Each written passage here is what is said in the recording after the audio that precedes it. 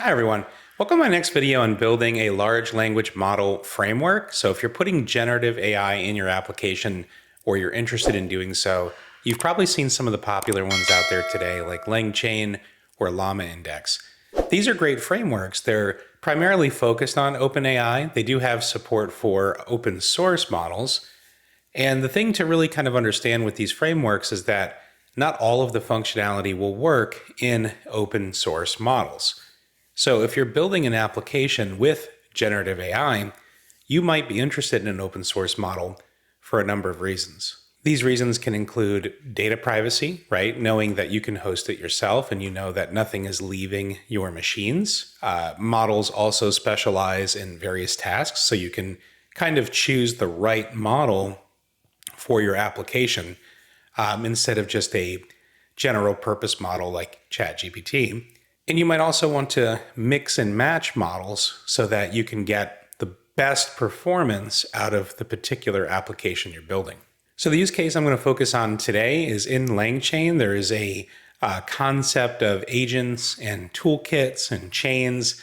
I'll be kind of walking through what those are. My demo and my small framework here is based on some of the functionality that LangChain has. So I'll go over some of those concepts inside of LangChain before I jump into the code. Let's get started. So one of the first questions you're going to ask yourself is the type of application you're building. Is it a chat application? Does it have to do kind of instruction parsing? It's more maybe a sophisticated generative AI. Does it do code generation? There's a lot of different functionalities that some of these models specialize in. So it's important to kind of understand what the scope is, what the goal of the application is. On the screen here, I've got Hugging Face, and this is a open source model hosting platform.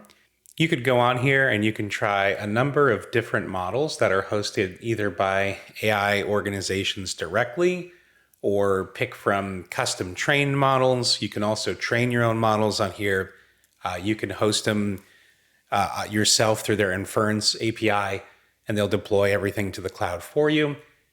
You can also go on here and choose to use it for your embeddings. So if you're using a RAG type application and you need to do a vector store, you can also use their embedding API. These are all free. So you just create an account, you get an API key, and you can start using the models on this platform. So Hugging Face is a great platform to get started because it'll, again, give the ability to choose from, I think, over 300,000 models. You can fine tune on here. You can create data sets, leverage other data sets, deploy, train, embed everything on this platform, and you can use their various SDKs. This is integrated into the frameworks I spoke of. So LangChain, Llama Index, they'll have Hugging Face support already too, which is a nice bonus. Now, if you want to run them locally, Llama is a really good tool in this case. Llama will allow you to kind of have a Docker type experience with the models where you can install it, you can pick a model, you could choose a tag, and then you could basically run the command and it'll pull everything down for you. I believe it's running Docker, and then it'll basically put those models in your local file system, cache them, and you can run them. This is actually what I'll be using today for the demo. The particular model that I'm using is the Zephyr model, which is a fine-tuned version of Mistral. It's a pretty good model overall. It's kind of a general purpose model, but this is the one that we'll be using. Another option for running your language models locally is LM Studio. LM Studio is a little bit more advanced than Llama because you'll get a nice graphical user interface with the ability to tweak some of the parameters of the model. And you'll be able to go in and type into the chat here and use the chat directly to be able to test the various prompts and what the agent is actually, or I should say the model is actually capable of. Now, the nice thing is I mentioned Hugging Face has kind of that SDK support. Pretty much all language models are going to be running on an API. So you're going to have some type of API that you're going to hit for Hugging Face. Llama has its own API that you're going to hit.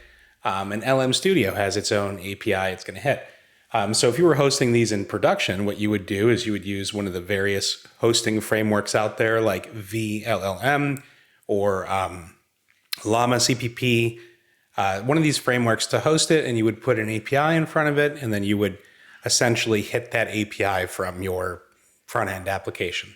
All right, now that we've talked about hosting the model, let's talk about LangChain a little bit more and just kind of go over the terminology real quick without spending a lot of time on it. LangChain is basically composed of four concepts. One is the chain part of it, LangChain. The chain is basically scoped around a action around a language model, and you can chain them together. So you can have a model pass details to another model. That's the chain aspect of it in a quick summary. You've got the model portion of it, right, which is the actual model, right? So that's kind of another piece of it. You've got what's called agents and toolkits. And that's kind of the scope here that we're going to be focusing on. The particular example that I've based my code on is this OpenAPI agent toolkit. Now, this is a very interesting use case, and you can kind of see down here the prompt. And the prompt is basically, make a post request to OpenAPI completions. The prompt should tell me a joke. Now, if you were a user and you were going into an application, you definitely wouldn't type something like this as your prompt, right? But what if you had a simple prompt? So I'll go over to my application here. And what if your prompt was, what's the weather forecast for today? And then you wanted the AI to give you a response, and this response means that you're having to go out to some API, retrieve that info, and have the language model interpret it. So going back to OpenAI here, OpenAPI toolkit, the OpenAPI toolkit is basically encapsulates the next two pieces of LangChain. One is the agent. So the agent part of LangChain is the kind of functional scope around the interaction with the large language model. So the chain runs an agent. The agent associates itself with a model, and it has a list of tools to accomplish a goal, right? Or to answer the question. So the tools represent, and this is really interesting, the tools represent pieces of functionality to make up whatever the scope of that agent is, right? So the OpenAPI toolkit has a number of tools under the covers that it uses. And you can see kind of two of them exposed here. It's got a JSON spec tool, a JSON object tool, HTTP request tools. Like, what are these tools? How do these tools work? Why would I want to use them? Well, what's really interesting here with how LangChain works, and this is within kind of the core of LangChain, it uses a type of prompt engineering called chain of thought prompt engineering.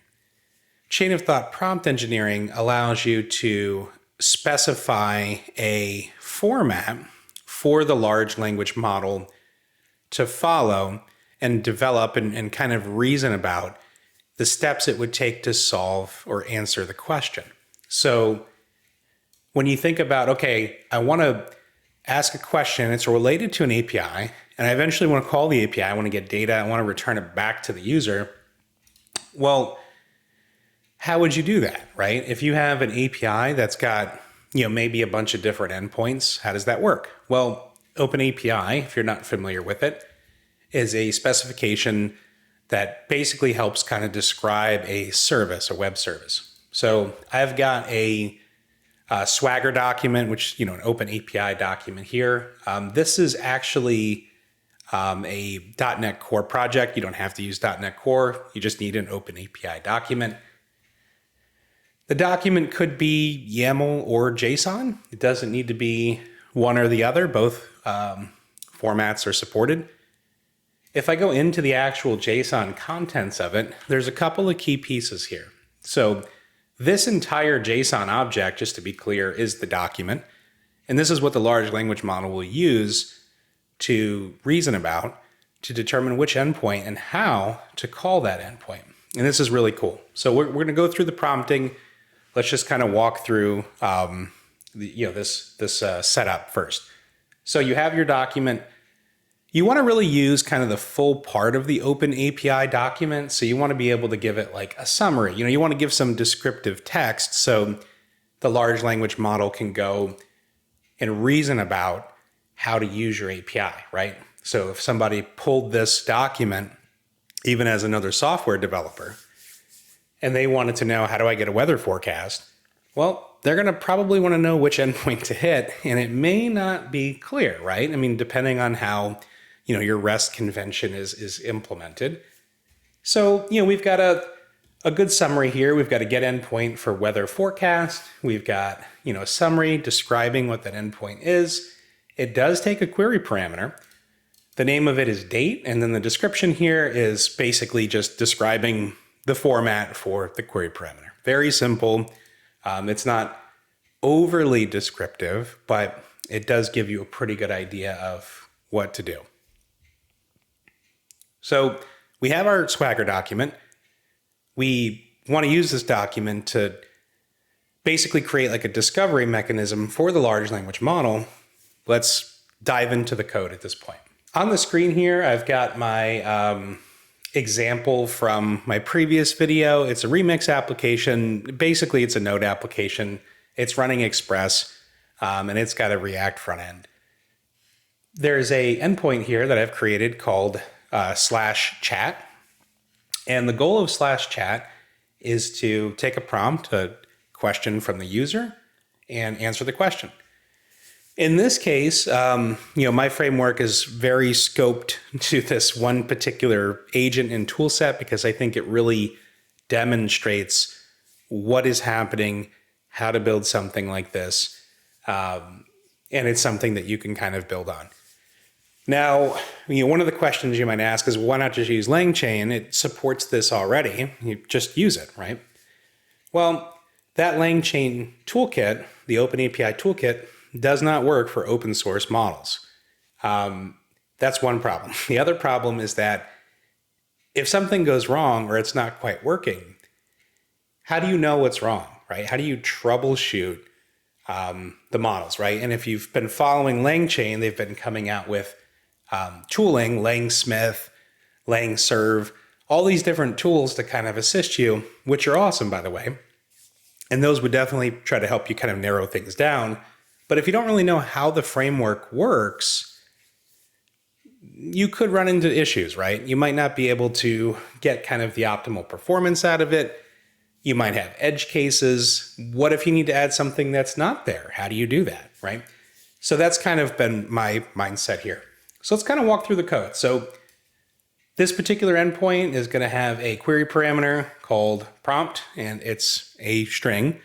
It's URI encoded, and you pass it in the query string, and that's it. The Ollama model here. So again, I'm using Ollama locally. The model I'm using is the Zephyr model. And then I'm setting some parameters for the model. We'll talk about that in a second. And I've got a base URL. So the base URL here is when you run Ollama, it runs an API locally, and you can hit the API. It's got documentation on the API in their GitHub. And you can basically, stream responses, you can chat with it, you can, prompt it, you could kind of do whatever you need to do with it, and it's running locally on your machine. So another nice benefit here is, again, with an open source model, is you're developing for no cost, right? You're not paying OpenAPI or OpenAI to go and run queries locally, figure out how things work, and to build your application, right? There's no cost really associated with it. The one thing I will note, though, is I'm running on an M1 Max, Apple chip, and it does run pretty well. If you don't have an NVIDIA card, or you're not running on Metal, Mac, you're kind of in that CPU running mode, you're going to have performance issues. So just keep that in mind. So that's where I would probably use something like Hugging Face to run it, right? Or host it in like a dev environment, have like a model out there that you can host yourself. So my Ollama object here, this is my own class. So let's go into it real quick. It basically implements a base class called base model. We'll talk about that. And this is really all the code that's in this class. Is it makes a fetch to a endpoint. It basically it's doing a post, and it's sending in the body pretty much the parameters you saw out here, right? Temperature, what they call top P and top K, and those are going in the options part of it. And that's the whole model. That's all the interface. So let's go to the base model. And if you look at the base model here, sorry, it is an interface, not a class. It just basically just gives me my blueprint, right, for the class. So this is the this is the entire interface. So you can hit this with Postman. You know, you could hit this right from your front end if you want to. You don't have to put an API in front of it. But in this case, it makes sense. And this is it. So you'll notice here I return this model stream.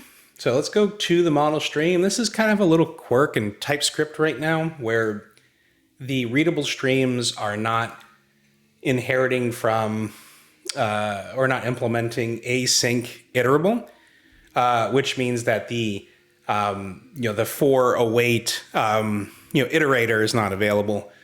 So that iterator symbol, being that it's not available, is kind of annoying because it's really there. It's just a TypeScript issue. So I just created my own type. And I just kind of reference that everywhere. So just to be clear, it is the body. So the body is a readable stream. So at this point, I create my model. My model calls into this create OpenAPI extractor. So if we go back to LangChain, you'll see that we follow a very similar path here, right? So we're going to go back into the code. Let's figure out what this thing does. So the first thing that it does is it takes in an OpenAPI document URL. So you're going to have to give it where your Swagger file lives. And then you're going to give it a reference to your model. This comes in, it's going to do a fetch. It's going to grab the document as text, and it's going to have a catch, and this is going to be injected into the prompt, right? And basically, if there's an error, it's going to say, hey, look, you can't do anything. You can't answer the question. Otherwise, it's going to grab the document and it's going to new up this OpenAPI executor. So instead of calling things an agent or a chain, I've called things just a simple executor. Now that I've got my text and I new this up, we'll take a look at the parameters here. The first set of parameters that it takes are a set of tools, right? So LangChain refers to this as a toolkit. The first tool is the date tool. It's got a name of current date. So this is so if you think about the large language model, it only has context in what it's been trained on. It has no concept of what the date is. It doesn't know what today is because it's not trained on today, right? So the current date is, basically you'll see this as the name and the description. So the description here is part of the prompt as well. These things kind of all roll up into a prompt, and I'll show that. And it basically just says it's useful to find the current date. The input to this tool is an empty string. We'll kind of walk through what that means. And the output is the current date in this format, right? So I use that kind of ISO type format. And you'll notice in the tool there's an execute method, and it returns just that part of the date. Now the other tool was the HTTP request tool. This tool, it's got a little bit more code in here, but not much. Same thing, right? It's got the name, and then it's got a longer description, just giving it more information, more context to the large language model of why would it choose this tool, right? I've got a bunch of tools. I need to figure out how to use them. And basically this is specific to GET requests. So I've kind of just reduced the scope of what LangChain, they support POST, they support GET. It's all possible. It's just I chose to reduce the scope here. It's basically saying the input of this tool should be a URL. Here's an example. The large language models do really well when you provide them with examples. Do not include, when you think about the large language model, and when I keep referencing the input and the output, large language models are basically string in, string out. So in this particular case, I want to have a string kind of come into this particular tool. It's going to come into this execute method, the same as the date tool. And in this particular case, it's going to be a URL. So I want to give it an example. I want to try to eliminate noise off the URL. And then I'm going to just give it some, more context around using it, right? Ensure the URL is complete. And then the final answer to the question being asked is the observation from this tool. So a lot of my prompts are very verbose. They're things that I've tried. They may not be prompts that you stick with in the end, so they're not what they would call optimized. So just keep that in mind here. But this is the description of the tool. And when it gets a URL in, it's going to sanitize the URL. So it's going to use a regular expression. You'll find lots of regular expressions in libraries like this because, again, it's dealing with strings. And you're going to have small artifacts from the large language model, right? Wrapping things in double quotes or putting a space at the end of it or whatever it may be. So it's going to come in, it's going to sanitize it. It's going to make a fetch request and just return the body as text. That's it. That's what this whole tool does. So we'll go back to the executor. You'll see too that the executor takes in a reference to the model. So this is actually what's using the model. This is the agent equivalent in the LangChain. And then it's got a large prompt with the OpenAPI doc embedded at the end. And the purpose of this prompt here is to basically tell the LLM like what to do, right? This is the specialized portion of it. So what it's going to do is it's, basically you're an agent that's making web requests given an OpenAPI spec. This is just putting some safeguards in here, right? Like don't use any trained data. If the question involves a date, right? So some of these things, again, are trained on, various pieces of data, right? So there's existing data in this model from other weather APIs, right? So again, that's kind of my use case here. But anyways, I'm just trying to put some guardrails around that. If it involves dates, don't make up the dates. Use the current date, ignore any time component. Just trying to be very descriptive on what you want to do, right? Only use the information provided by the tools to construct your response. Do not make up an answer. Follow these steps. Now, this is important. This is helping it develop its chain of thought. First, given an OpenAPI spec, decide if it's related to the OpenAPI spec. So if I went in and I asked it a question about, cats, it might take a second here. Again, this is just running locally on my machine. But I would expect it to come back and basically say, like, it's not related to the OpenAPI spec. I don't know what to do with it, right? So that's basically just putting safeguards in there. The second one is decide what the current date is, right? Look for keywords. And I think there's a better way to kind of phrase this, if not use the current date tool. I'm kind of leaking that tool composition down into my prompt here. I think there's a better way to handle this. This is just the approach that I took, kind of the naive approach for the first attempt. Third, find the server URL in the spec, right? So if you go back to the spec, we want to go find this server URL. So we know which endpoint to call, right? We don't know, we just have the spec. Okay, so now that's the third step. The fourth step, find the relevant paths, right? /weather forecast, right? Like which path on that service am I calling? Find the required parameters, right? Forget, if these are query parameters for post requests, these are, request body parameters, always reference a date in the following format. Do not use words like tomorrow or yesterday to reference dates. So we're just kind of reinforcing that again, right?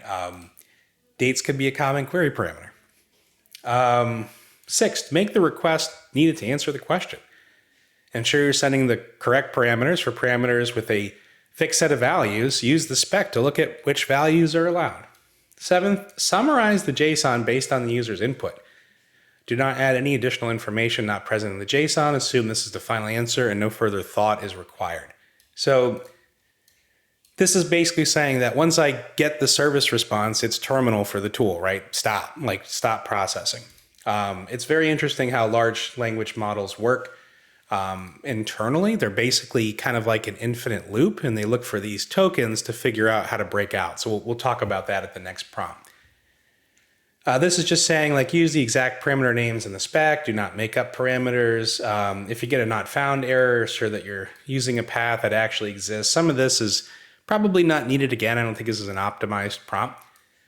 I'm giving it a hint. The server URL is located under the server's JSON key. Now, this kind of breaks the JSON to YAML portion, that flexibility of it. But again, you might not need this. These are just, prompts that I've kind of developed on and iterated on. The response from the HTTP request tool, again, I am kind of leaking a tool down into the prompt, can be used to answer the question.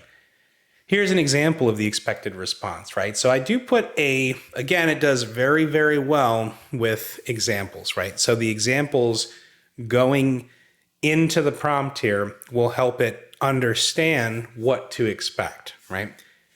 So providing examples is normal for prompt engineering, and you want to provide examples that it can, use to interpret and answer the question. Here, I'm just providing it a little bit of extra information, just saying like, okay, this is the final answer. Use the fields like temperature F and summary. These are just fields that come from my API. Only use data present in the JSON, etc. And then basically just saying, just don't use any special formats. Use plain text responses. By the way, here's the OpenAPI doc spec. Now, your OpenAPI spec doc could be very large, and it could cause an issue with the max tokens allowable by the large language model. Now, there are other ways to probably do this too. You could probably embed this and put it in a vector store and query it, and that might work. It's just very important to understand that there are token limits. So I believe one word is about 1.5 tokens. So just something to keep in mind. Now, this is my OpenAPI executor. So it comes back, and again, the shape of it is actually pretty simple. It's a set of options and a set of tools, right? The options are basically description, the model, and you have this max iterations piece. Now, once I have that, I pass it into my executor. I pass the prompt into my executor. So my executor here is the OpenAPI execute. I call in and I say, okay, execute. Let's go to execute. So you'll see the OpenAPI executor is actually a very small class. Everything kind of comes in the base executor. This base class is the entire, 90% of the functionality. So let's kind of walk through what this is. When you inherit from it and you call the constructor, you're passing it the tools down, you're passing it your options down. It makes a map of the tool, so just the tool name to the tool instance. And then it basically has this execute function here, which is what you see called. So if I go back to execute here, this is the guts of the application. Let's walk through this. So the first thing it does is it takes your question, the prompt, and it calls this with base prompt function. It passes the description, which again is this from my OpenAPI executor. It passes, so I call it prefix and the suffix, and then a list of tools. So that's what basically goes into this. Let's go to that. Now, this is the core prompt template. So this is completely agnostic of any type of executor, any type of tool, for the most part. So the only part here is this JSON part. And this could, again, probably be moved to the other prompt. This is just something that was probably left over. But let's walk through this, though, because that's a small piece here. So the first thing you'll notice is these kind of weird characters. They call these tokens. These are effectively the way that Llama 2 models work. So if you go over, there's a great article here, and I'll put this in the description. If you go over to Hugging Face, they give you kind of this prompt template. A lot of models have different prompt templates. They're trained on these, so they understand them, how to work with them, what to do with them. So you'll basically have this, which will be called a beginning of string token, you'll have an instruction token, a system prompt token, end system prompt token, right? And then your text would be here. The user message or the question, right? The prompt from the user, and then an end instruction. So this is just kind of closing this, right? So this is just saying this is one whole instruction. Now, if you go here, it'll actually show you a real implementation of it, just giving kind of a basic system prompt. And that's, again, encapsulated in here. Here's the user's question, and then here's the instruction. There's a beginning of string token, but there's no end of string token. Now, when the model responds, you'll kind of see this here, where you'll see, again, the same thing we just talked about. You'll see the model's answer, and then you'll see the end string token. Now, this is effectively what things like Llama, Llama CPP, all these different frameworks are using. The large language model basically just it sits in a loop, and it evaluates each word. And if you let it go forever, it'll just sit in a loop and repeat itself infinite. It might start hallucinating, all kinds of weird stuff. So the end of string token it's trained on this. And the model will put this in when it thinks it's done, right? It's completed its thought, and it's up to the consumer to stop calling the model. Don't call the model anymore. It's done. It's signaled it's done. Stop evaluating tokens. So at this point here, we should get the model's response back. Let's go back to our code. We'll see that we've got a pretty generic prompt here at the top, right? We talked about the JSON thing. We basically say, do not make up a final answer. So this is actually called a chain of thought prompt template. This is the same one LangChain uses internally. Basically, do not make up a final answer unless that answer comes from an observation. If you cannot answer the question or it's not related, respond in the simplest manner possible. Do not mention internal processes. In this case, I'm trying to prevent the template from leaking back to the user. So again, these aren't necessarily optimized. You may not need all of this kind of verbose text in here. What you do need, though, is this right here.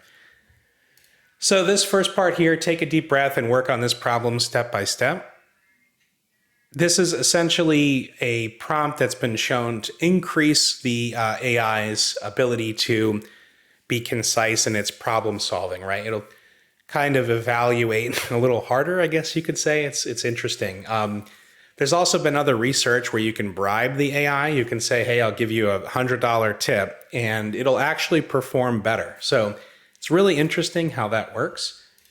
So the next part of the prompt here is answer the following questions as best as you can. You have access to the following tools. All the tools that are passed in here with this in-base prompt, they're basically we're just formatting it so it's the name, colon, and the description. So if you go, back to these tools, this is the name, this is the description. We're just formatting these, and basically we're formatting these into the prompt, right? So we're saying, here's the tools, here's what the tools do. Use the following format in your response. So it's got a question, it's got a thought, it's got an action. And the action here, so obviously the question is the input, the thought. You should always think about what to do, right? So that we're just telling the model this is what you're doing. Action, the action to take should be one of, and we just print the tool names again. The action input, the input to the action, the tool input. And if you remember in the tools, they all talk about the input and the observation, the result of the action. So if I use this tool, what did I observe? What happened? And then this thought, action input, observation can repeat n times. So you can do it over and over again to get to your answer. That's fine. You think you know the final answer? What's the final answer? And then I have only use tool names exactly how they're written above.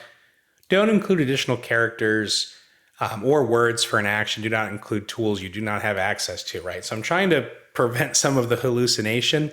And we'll talk about that here.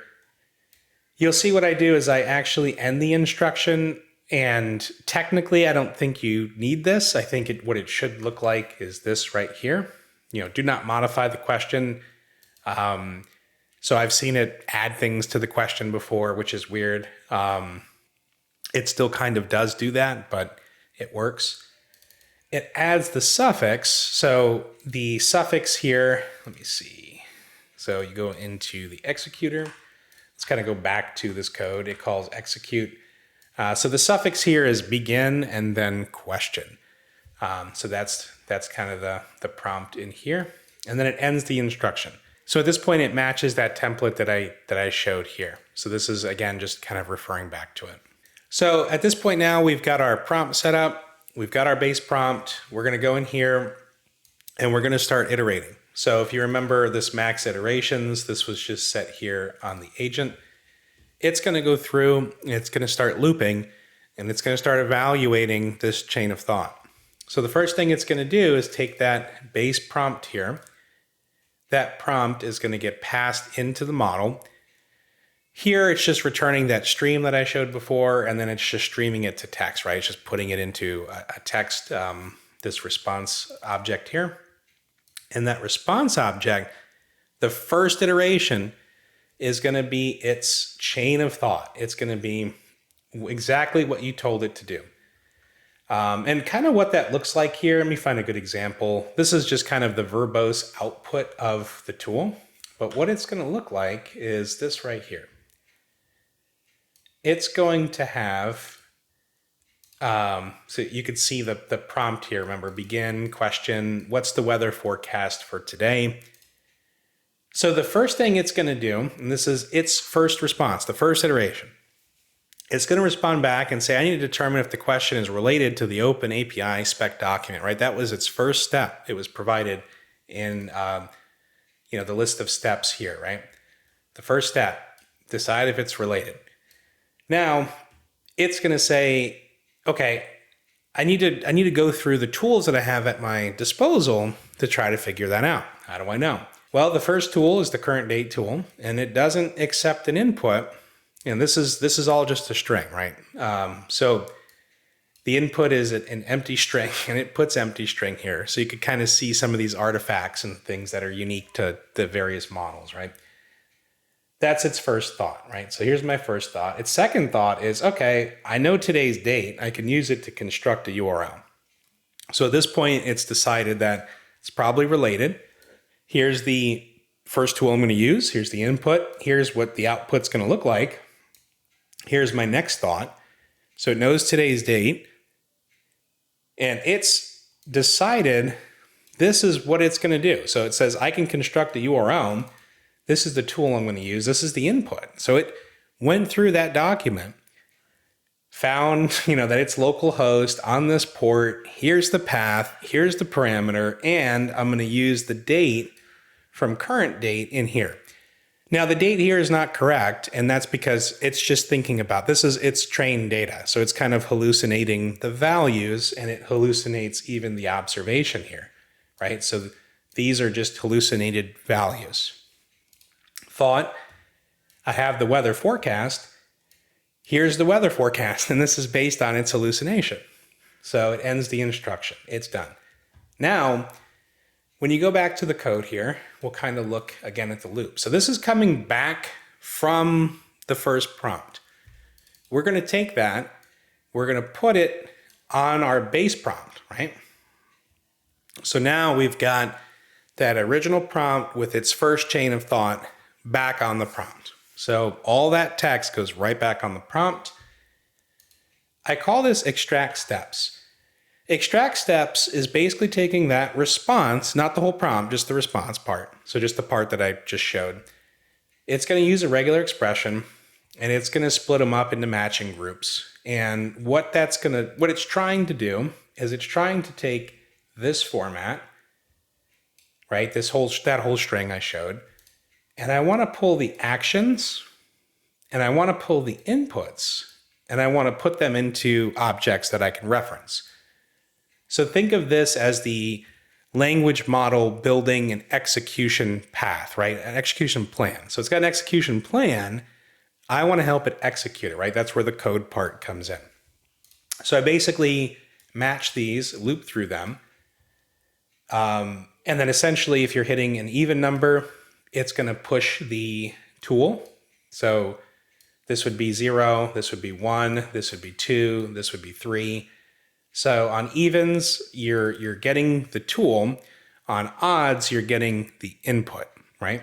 And then it returns this executor step. And its type is literally the tool, which is the name of the tool. This is going to go into our tool map that I showed, and the input. So if I go back, it's going to come in here. It's going to extract the steps. I log the steps out. So if I go back to my console log here, you'll see that, let's see, I scrolled down too far.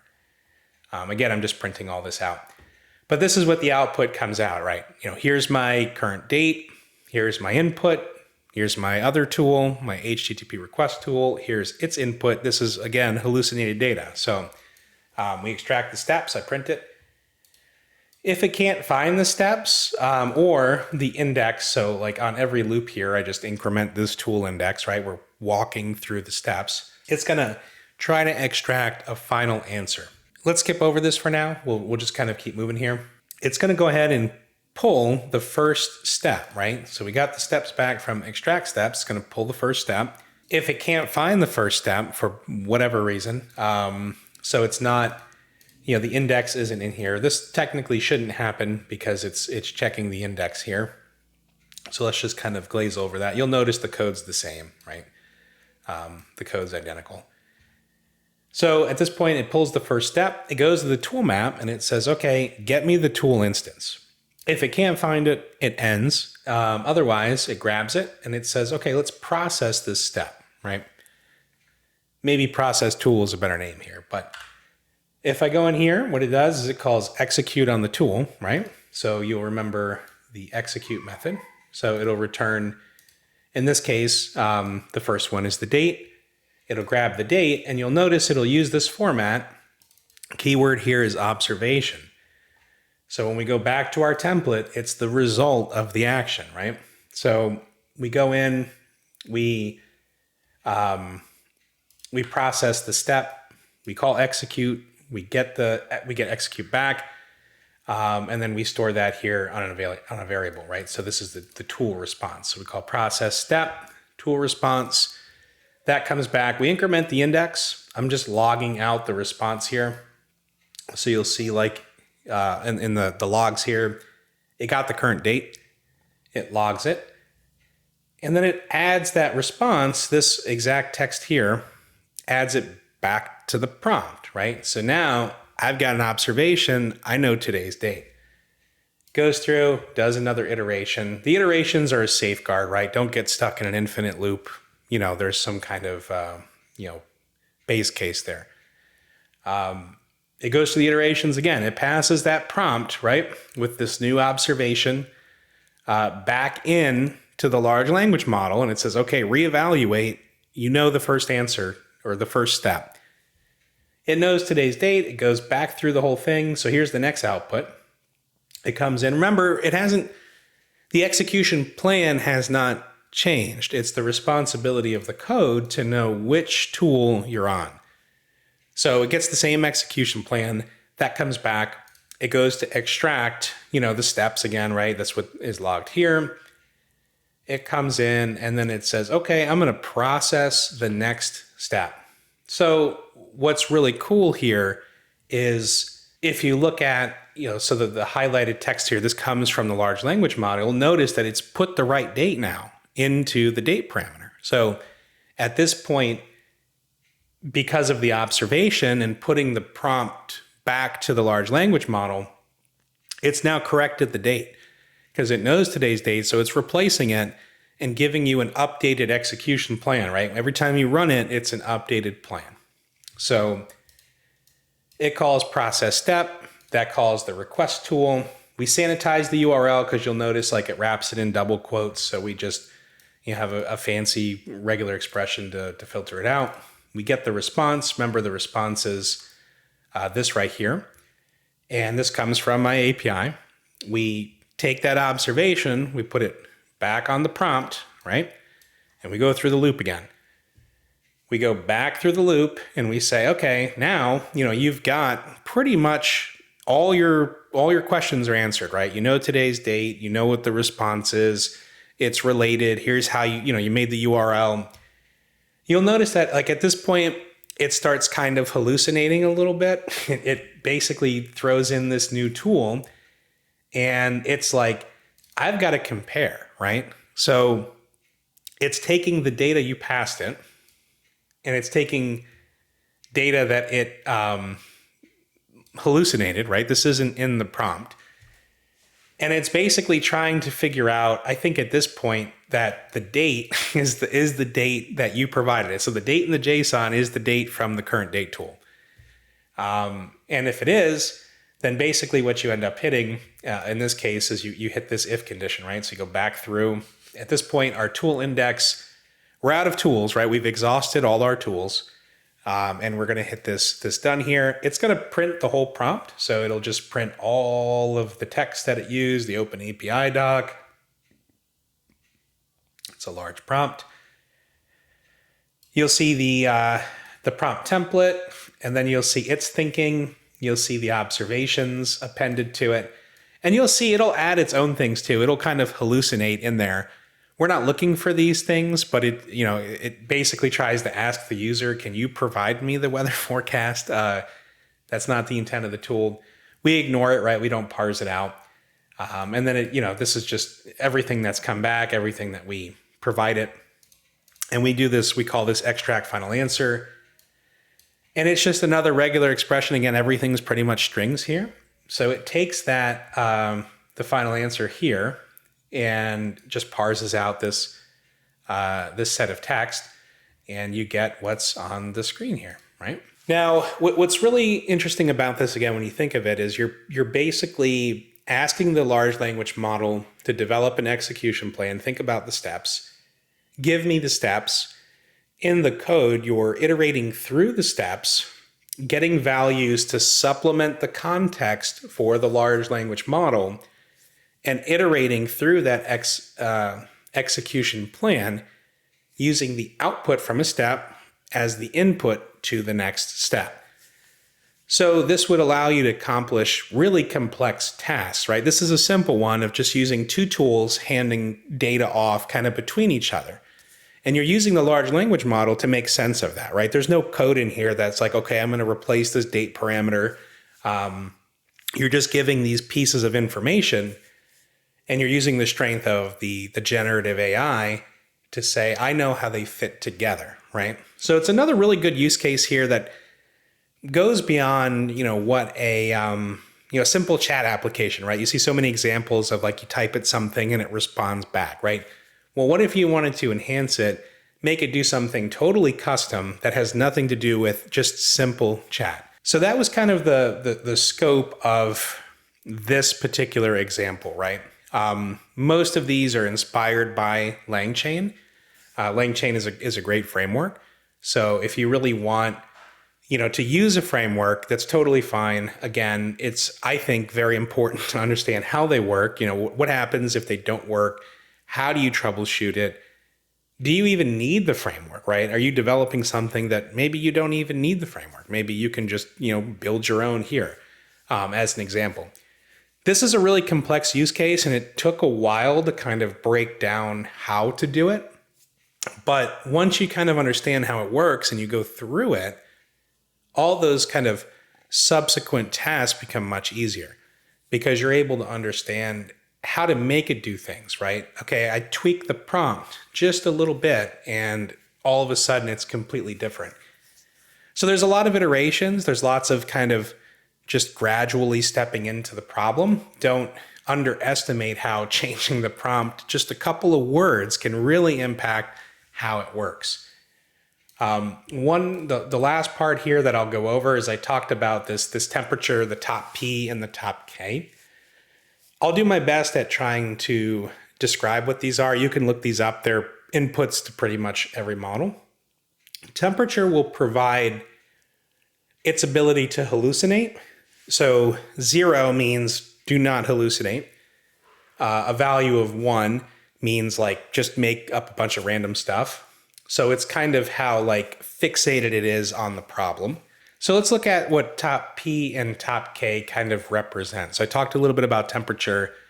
So top K limits the model's predictions to the top K most probable tokens at each step.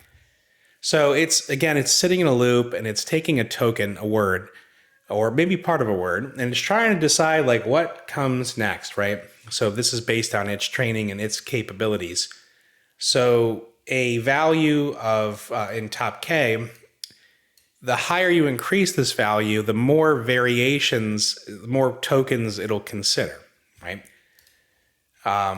Top P, it says this is called nucleus sampling, controls the cumulative probability of generated tokens. Now,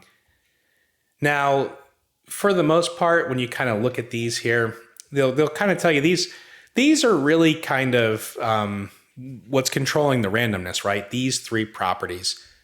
In my case, I want it to be very precise. I don't want it to hallucinate much. I don't want it to make a lot of things up. So I'll set these two properties pretty low.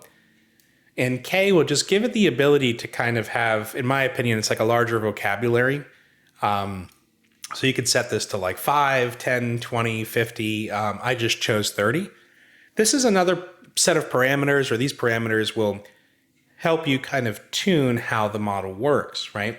So again, it's the prompts, right? It's the iteration on the prompts. Sometimes it's adjusting these values, and it really depends on what you're trying to do. If I'm doing code generation, I might set this up to 0.8. I might set this up to 0.3. I might put this at 50, right? I might tweak these based on how creative I want the large language model to get. In my example, I'm following a pretty strict format where I really want to be able to, perform regular expressions, parse this data out, and do things with the data.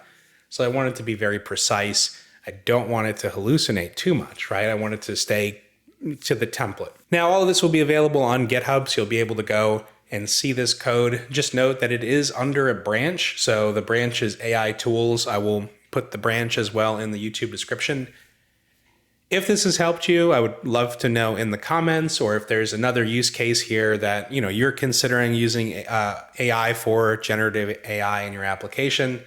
I would love to know if you've had good experience using open source models with the existing frameworks out there. I would love to know as well. I think every day those frameworks are getting better and better. They're pretty amazing as they are right now, but hopefully this is a really good kind of intro into like hosting the model yourself, how to interact with the model, developing something on your machine potentially for free, and experimenting with, different models, configuration for the models, and building an advanced tool that's beyond a chat application, right? You could build your own chat framework with a system like this as well. Anyhow, thank you for watching. Let me know in the comments if you'd enjoyed this video. See you next time.